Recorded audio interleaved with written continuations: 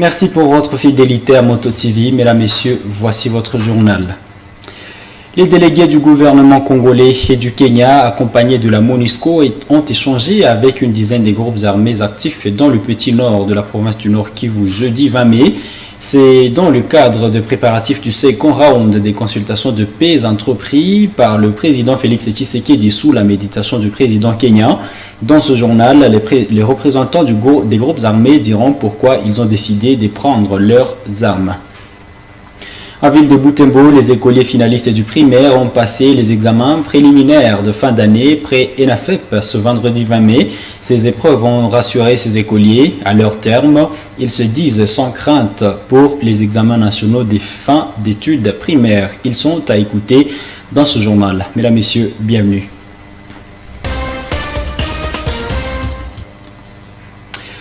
Les écoliers finalistes du primaire en ville de Butembo ont passé les examens préliminaires de fin d'études après ENAFEP ce vendredi 20 mai. Ces épreuves préparent les écoliers à affronter les examens nationaux des fins d'études primaires ENAFEP. Des écoliers de la 6e année primaire rencontrés par Moto TV ce vendredi restent confiants. Ils espèrent affronter avec succès les épreuves nationales. Reportage Kraskaniki. Ici, c'est l'école primaire Massikilizano. Cette école était centre de passation des examens nationaux de fait d'études primaires et ENAFEP. Ces écoliers qui passent leurs épreuves dans ce centre sont ceux de l'école primaire Massikilizano, EP Kamusonke, et ceux de l'EP Shalom. À notre arrivée dans cette salle de la 6e année A, l'enseignante Kaboula Claudine explique aux écoliers comment compléter les cases sur ces papiers d'examen. Il y en a qui commencent par A. Il y en a chez nous ici à Massikilizano c'est B et les autres O, C, je crois. Ok? Oui. Tu écris ici, tu es B combien? Ou bien C combien? A combien? Massikilizano, s'il vous plaît. Les gens de Massikilizano, vous écrivez toujours EP Massikilizano. Oui? Ou bien EP Shalom. Ok? Dans cette autre salle, les examens se déroulent normalement. Les écoliers passent les examens de français, mathématiques et culture générale.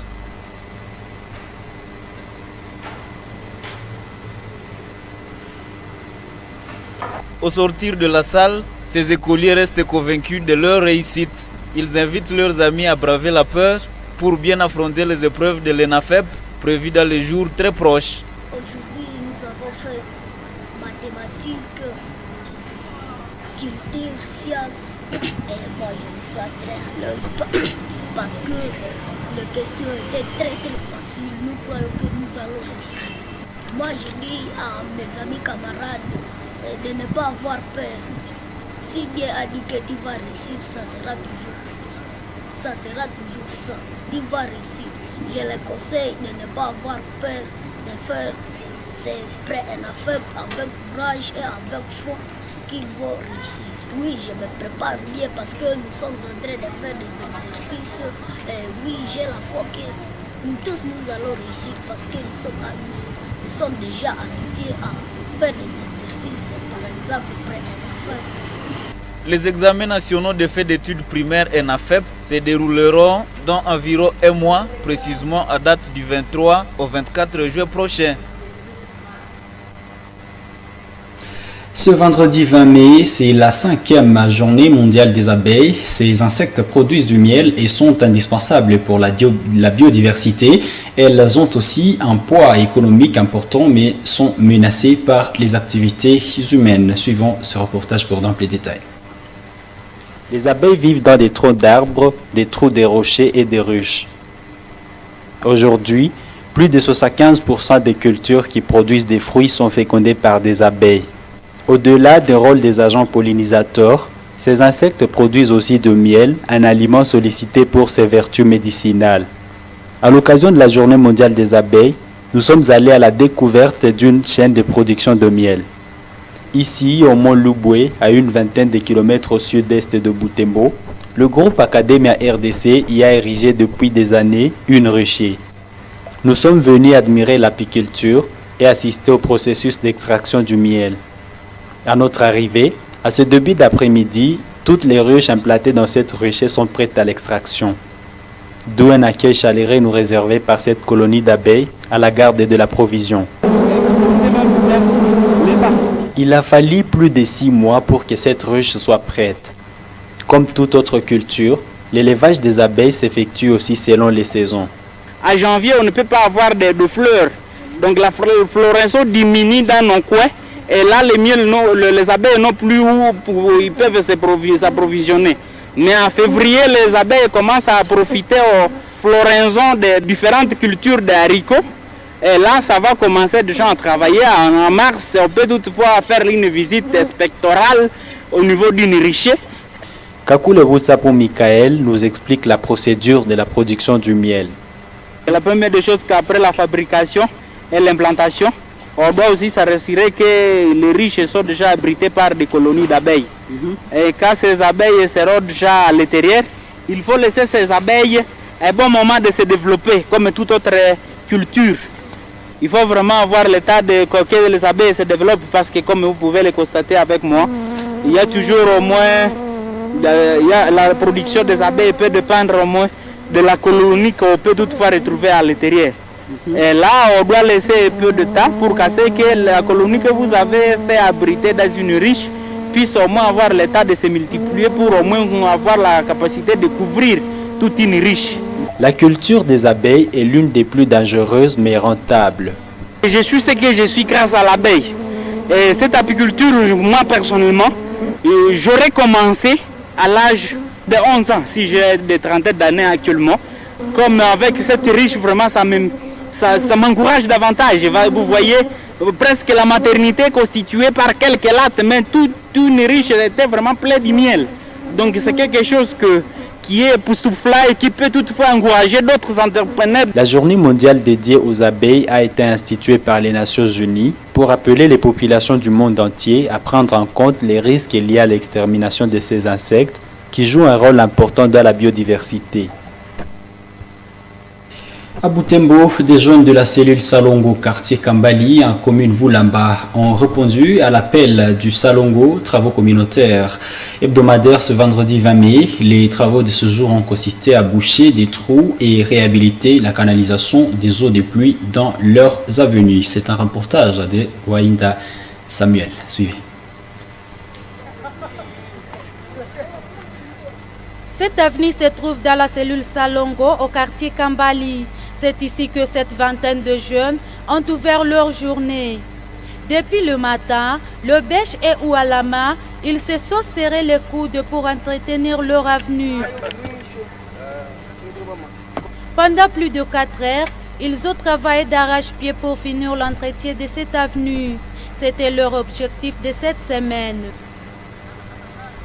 Une occasion pour patients d'inviter des jeunes de la ville de Butembo à soigner eux-mêmes le quartier où ils vivent.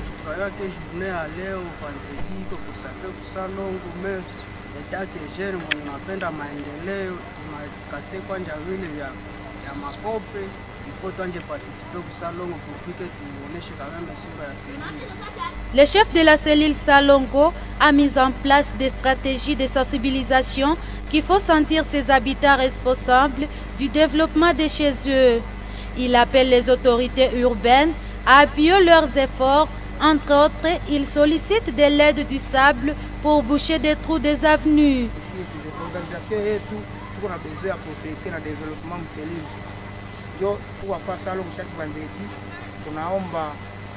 Mtu wa roho mwema, watu wa moyo mwema watusaidie na michanga juu tusikuwa tumika bure. Ile sasa tunatumika tu, sasa tunachoka bure parce sasa tunatumika bila kumanga mchanga, tunaweza kufanya kitu. C'est l'obligation ya wakubwa wasikuwa tufanyisha salongo bila kutusaidia na vyombo. Soit gisi tunaweza fanya salongo kama wanatuanguraje, tunaiwa kumiribu mabene zinapasha saidia juu ili mwingine Butembo itakata. Mais tunataka kwa sasa kazi gani? Hapa sasa tunalaka kumchanga kama anatusaidia na tunaweza kutakatisha kwetu. C'est depuis le début de l'état de siège en mai 2022 que le maire policier de la ville de Butembo a restauré les programmes hebdomadaires du Salongo. Il avait expliqué que c'est dans l'objectif d'associer la population aux efforts d'assainissement de la ville de Butembo. Un appel reçu dans certains quartiers, mais encore à réitérer dans d'autres. Georgine Taouté-Mouira dans un reportage de Samuel Wainda. La MONUSCO, les mandataires du gouvernement congolais et du gouvernement kényan ont entamé une tournée de sensibilisation des groupes armés. Ils ont échangé avec des représentants de ces groupes à Goma jeudi 20 mai dernier. Suivez ces commentaires de Luciana Moussiviroa dans ce reportage de la RTNC. Le mandataire du chef de l'État à Nairobi, l'ambassadeur du Kenya RD Congo et la délégation de la MONUSCO ont longuement échangé avec les leaders des communautés locales et des représentants des groupes armés. Ils ont constaté que la plupart des groupes armés sont liés aux communautés ethniques de la province. Les leaders Hutu, Nande, Hunde, Tutsi ont exprimé leur raison qui ont poussé leurs fils à prendre les armes aujourd'hui, mais tous appuient la volonté du chef de l'État à les associer à l'édifice de la paix à RDC. Trop c'est trop, nous en avons marre avec cette insécurité causée par nos groupes armés. Et le président de la République a pris l'initiative à partir de Nairobi de rencontrer les groupes armés. Ce n'est pas que les FARDC ne sont pas en mesure de les traquer, mais l'initiative du chef de l'État, c'est de voir comment tous ces jeunes gens, ils sont issus des communautés. Et donc, si on y allait avec les armes, on va plus tuer la population. Et son initiative, c'est de voir comment tout le monde peut s'impliquer pour que ces jeunes déposent les armes et que quand même on les intègre dans des projets et pas les enrôler dans l'armée. Nous, en tant que leaders de la communauté, nous n'avons qu'un seul message. La communauté Hutu soutient les efforts du chef de l'État qui se bat nuit et jour pour que le Nord Kivu ait la paix. Un appel pathétique à tous les gens qui tiennent les armes à déposer les armes pour donner chance à la paix. Ici, au Nord Kivu, à part la communauté pygmée ou bien Mbouti, les autres communautés ont des groupes armés affiliés à leur ethnie, à leur tribu. Pour ce qui est de la nôtre, on a souvent parlé du M23, le mouvement du 23 mars, que c'est un mouvement de la communauté Tutsi. Nous nous inscrivons en faux, dans la mesure où c'est un groupe armé qui n'a pas les caractères ethnico-tribal. Plutôt, il est composé de plusieurs communautés. Au total, 18 groupes armés sont sortis de leur zone opérationnelle jusqu'à Goma. Parmi eux, 12 étaient à Nairobi et 6 autres qui s'engagent à déposer les armes et répondre à l'appel du président Félix Tshisekedi. L'impression est vraiment positive parce que si nous existons comme des résistants patriotes, c'est parce que nous visons aussi la paix et la sécurisation de nos entités, la paix et la sécurité de nos peuples, et surtout la défense de notre pays contre les velléités hégémoniques de nos voisins qui nous ont toujours endeuillés depuis plus de 30 ans, donc bientôt 3 décennies.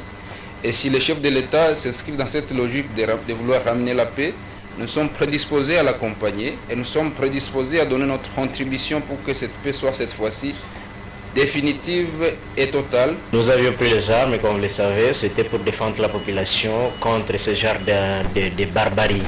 Et aujourd'hui, si le gouvernement demande de déposer les armes, il devrait sérieusement songer à la façon dont il va sécuriser le territoire que nous on va laisser et la population. Moi, le commandant mouvement du groupe de sécurité, après avoir attendu l'appel du chef de l'État, nous, avec mes officiers et les autres, nous sommes contents de cet appel et c'est pourquoi nous nous sommes rendus capables de sensibiliser les autres qui sont encore de l'autre côté dans la brousse. Par l'invitation de notre président de la République, nous avons félicité son jusqu'à ce que nous autres, à la rentrée, nous allons informer nos combattants pour qu'ils puissent tous mettre les armes en dessous du terre. Après les petits Nord, Le groupe de travail est attendu au Grand Nord de la province du Nord Kivu, au Sud Kivu et sur Kalituri pour échanger avec des groupes armés actifs dans ces provinces de l'Est de la RDC. Le président Félix Tshisekedi a échangé avec des sénateurs de la RDC à Kinshasa jeudi 20 mai. Parmi les points abordés au cours de cette rencontre figure la situation sécuritaire dans les provinces sous état de siège, à savoir l'Ituri et le Nord Kivu. Le chef de l'État a promis d'être toujours à l'écoute des élus du peuple pour trouver les voies et moyens pour restaurer la paix dans l'Est du pays. Détail dans ce reportage de la presse présidentielle. L'ambiance était conviviale dans le chapiteau de la Cité de l'Union africaine où le chef de l'État, Félix Antoine Tshisekedi Tshilombo, a rencontré le président du Sénat, Bahati Lukwebo, et une forte délégation des sénateurs, toutes tendances confondues. La situation sécuritaire dans l'Est du pays, principalement au Nord Kivu et en Ituri, les deux provinces en état de siège, était évoquée au cours des échanges. Le chef de l'État a réitéré sa détermination dans la recherche de voies et moyens de restaurer la paix et la stabilité dans cette partie du pays. Il se met aussi à l'écoute des élus du peuple, eux qui sont proches de la population. Ma détermination reste sans faille, quelle que soit la direction que prendra les événements. Donc, c'est-à-dire on maintient l'état de siège ou on le transforme en autre chose, peu importe, je suis à votre écoute. Comme je l'ai été d'ailleurs au moment où nous avons pris la décision d'instaurer cet état de siège. Et je l'ai promis, je vais, dans les jours qui viennent, réunir un parterre de représentants du peuple d'Ituri au Sénat, à l'Assemblée nationale et même au gouvernement, ensemble avec les officiers supérieurs de l'armée ainsi que d'autres autorités pour voir ensemble ce que nous pouvons donner comme suite à cet état de siège. Car chaque jour qui passe et qui compte son lot de morts, d'innocents, qu'on tue comme ça par une violence gratuite, c'est pour moi un jour de torture à chaque fois. Il faut qu'ensemble, on puisse mettre fin, mais définitivement, à cette violence inutile et gratuitement violente. Au chapitre du développement de la RDC à partir de la base, le président de la République a indiqué que le programme de 145 territoires sera bientôt implanté et connaîtra sa vitesse de croisière. Je voudrais aussi attirer votre attention sur le programme des 145 territoires. Et là, pour dire que dans les jours qui viennent, il va vraiment connaître, il va atteindre sa vitesse de croisière. Je crois qu'on pourra maintenant l'implémenter parce qu'il fallait mettre en place toutes les structures nécessaires, surtout de financement. Je compte sur vous, représentants du peuple, pour l'accompagnement d'abord de ce programme. Par accompagnement, j'entends sa matérialisation. Il faudrait que, ensemble avec les élus locaux, vous puissiez veiller à ce que tout se passe sans encombre, qu'on n'ait pas de dégâts du genre détournement de fonds ou ralentissement des travaux, parce que je souhaiterais vraiment que l'impulsion soit donnée jusqu'au plus profond de nos entités territoriales. Cette rencontre intervenant à la veille de la plénière du Sénat, le président de la Chambre haute du Parlement a invité les sénateurs à voter la loi sur l'état des sièges en attendant la prochaine table ronde annoncée par le président de la République.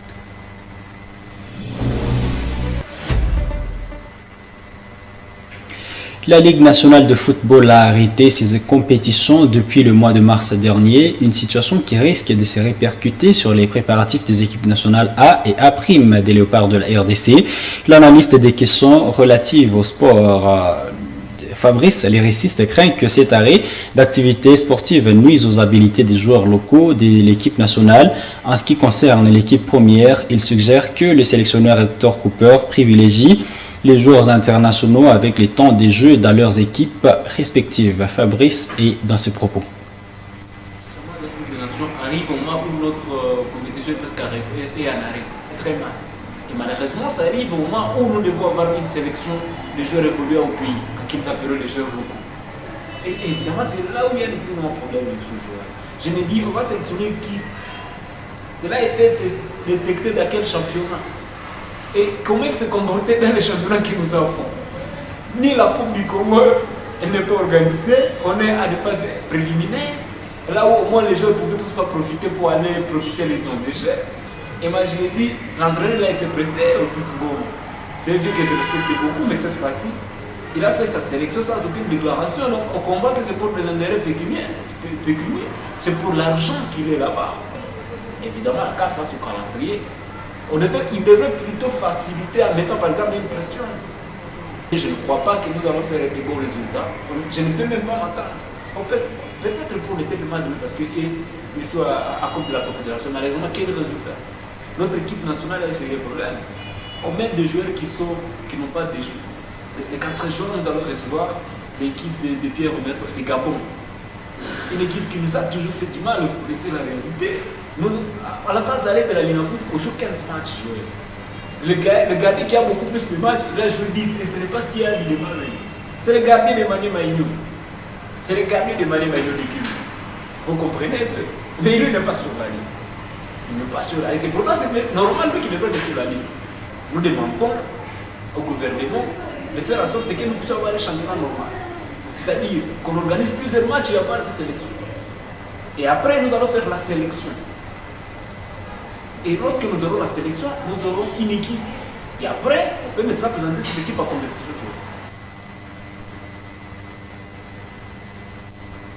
Dans la liste des joueurs locaux publiée par Hector Cooper figurent 3 joueurs locaux dont Sosé Zemanga de Mazembe, Siadi Baigio, aussi du tout-puissant Mazembe, même chose pour Philippe Kinzumbi. Mesdames, Messieurs, c'est la fin de cette édition du journal. Merci à vous qui l'avez regardé. Au revoir.